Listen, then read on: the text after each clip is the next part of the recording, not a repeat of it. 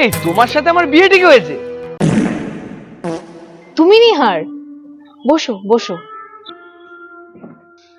হ্যাঁ, আমি বসার জন্য আসিনি, বলছি আমি না বিয়েটা করব না। কি বিয়ে করবে না মানে? আমি বিয়েটা করব না।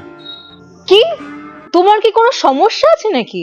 আরে সমস্যাটা কেন থাকবে? আমি তো এখনো বাচ্চা, আর বিয়ের পরে তো আমি পরাধীন হয়ে যাব, তার জন্য আমি বিয়েটা করব না। আজব, তোমার ফ্যামিলি আমার ফ্যামিলি রাজি আর তুমি এখানে নাটক করছো? বাচ্চা ছেলে নাকি, দুধ খাবে? দুধ বলবো?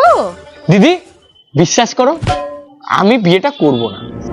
হাতটা ছাড়ো, লোকজন দেখছে পাশে। হাতটা ছাড়ো, লোকজন কিন্তু দেখছে।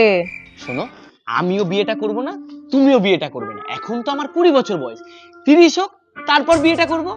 আমি এখন বিয়েটা করব না। তোমার সমস্যাটা কি বলো তো আমাকে।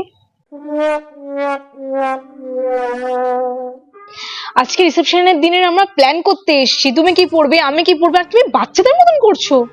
হেই ওয়েট ওয়েট ওয়েট, তোমার কি কোনো প্রেমিকা আছে নাকি? এই কেঁদো না কেঁদো না, ছ্যা ছ্যা ছ্যা ছ্যা ছ্যা। আমি মেয়ের দিকে তাকাইও না। হ্যাঁ, আমার একটু চরিত্রের দোষ আছে, কিন্তু আমার মেয়ে বাজির এইসব কোনো দোষই নেই। কি করছো, কান্না করছো কেন?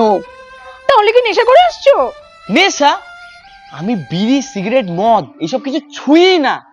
আমি শুধু দুধ খাই, মাঝে মধ্যে ওই দুধ চাটাও খাই। ওলে বাবলি, বাচ্চা ছেলে এখনো দুধের দাঁতও বলেনি। দেখো, তুমি কিন্তু এবার ইয়ার্কি মারছো। আমার কিন্তু এসব ইয়ার্কি পছন্দ হয় না একদম। কেন, ইয়ার্কি করলে কি করবেন? কিছু না, আজকে আমি যাই, কালকে দেখা হবে। কিন্তু একটা কথা মাথায় রেখো, আমি বিয়েটা করছি না। বিয়ে তো তোকে করতেই হবে।